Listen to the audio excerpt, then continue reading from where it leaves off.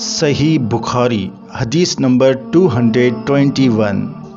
ایک دیہاتی شخص آیا اور اس نے مسجد کے ایک کونے میں پیشاب کر دیا۔ لوگوں نے اس کو منع کیا تو رسول کریم صلی اللہ علیہ وسلم نے انہیں روک دیا۔ جب وہ پیشاب کر کے فارغ ہوا تو آپ صلی اللہ علیہ وسلم نے اس کے پیشاب پر ایک ڈول پانی بہانے کا حکم دیا، چنانچہ بہا دیا گیا۔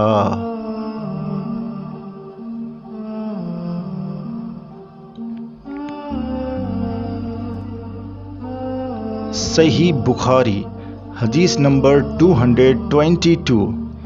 رسول کریم صلی اللہ علیہ وسلم کے پاس ایک بچہ لایا گیا۔ اس نے آپ صلی اللہ علیہ وسلم کے کپڑے پر پیشاب کر دیا تو آپ صلی اللہ علیہ وسلم نے پانی منگایا اور اس پر ڈال دیا۔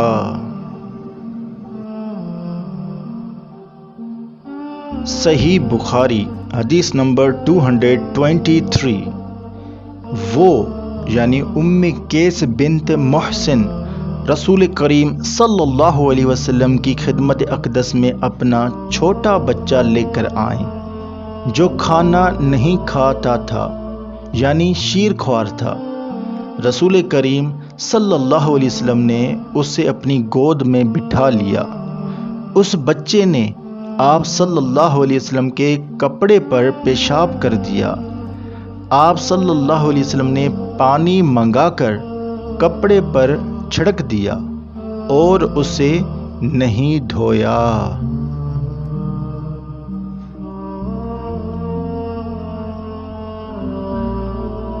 صحیح بخاری حدیث نمبر 224۔ نبی کریم صلی اللہ علیہ وسلم کسی قوم کی کوڑی پر تشریف لائے، پس آپ صلی اللہ علیہ وسلم نے وہاں کھڑے ہو کر پیشاب کیا، پھر پانی منگایا۔ میں یعنی وہ صحابی آپ صلی اللہ علیہ وسلم کے پاس پانی لے کر آیا تو آپ صلی اللہ علیہ وسلم نے وضو فرمایا۔ صحیح بخاری حدیث نمبر 225۔ ایک مرتبہ میں یعنی حضرت حذیفہ اور رسول کریم صلی اللہ علیہ وسلم جا رہے تھے کہ ایک قوم کی کوڑی پر جو ایک دیوار کے پیچھے تھی پہنچے تو آپ صلی اللہ علیہ وسلم نے اس طرح کھڑے ہو گئے جس طرح ہم تم میں سے کوئی شخص کھڑا ہوتا ہے۔ پھر آپ صلی اللہ علیہ وسلم نے پیشاب کیا اور میں ایک طرف ہٹ گیا۔ تب آپ صلی اللہ علیہ وسلم نے مجھے اشارہ کیا تو میں آپ کے پاس پردے کی غرض سے آپ کی ایڑیوں کے قریب کھڑا ہو گیا، یہاں تک کہ آپ پیشاب سے فارغ ہو گئے۔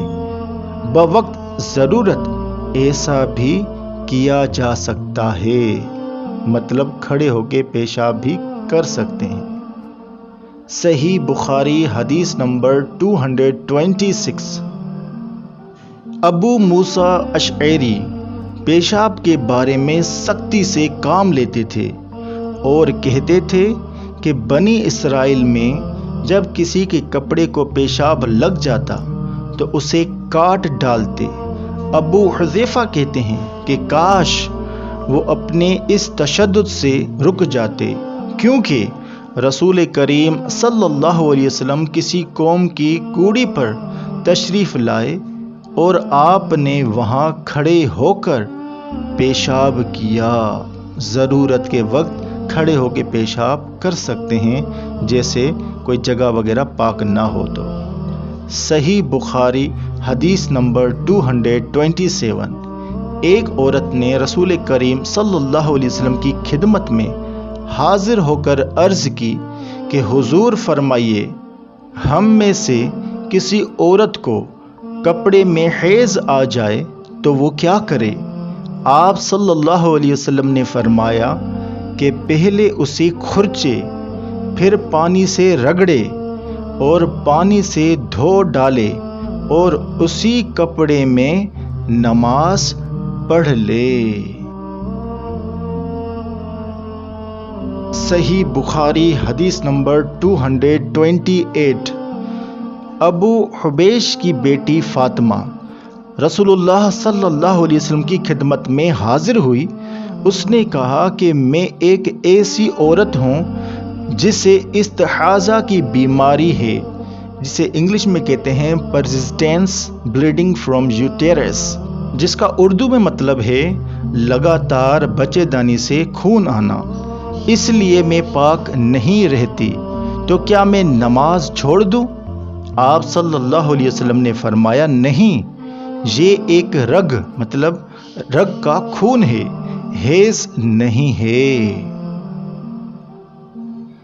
تو جب تجھے حیض آئے تو نماز چھوڑ دے، اور جب یہ دن گزر جائیں تو اپنے بدن اور کپڑے سے خون کو دھو ڈال، پھر نماز پڑھ۔ ہشام کہتے ہیں کہ میرے باپ عروہ نے کہا کہ حضور صلی اللہ علیہ وسلم نے یہ بھی فرمایا کہ پھر ہر نماز کے لیے وضو کر یہاں تک کہ وہی یعنی حیض کا وقت پھر آ جائے۔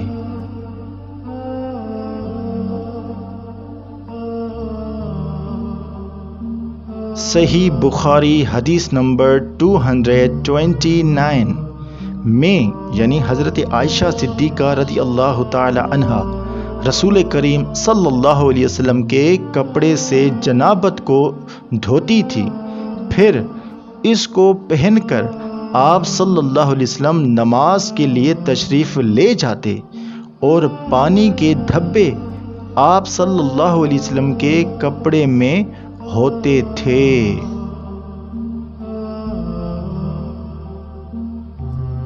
صحیح بخاری حدیث نمبر 230۔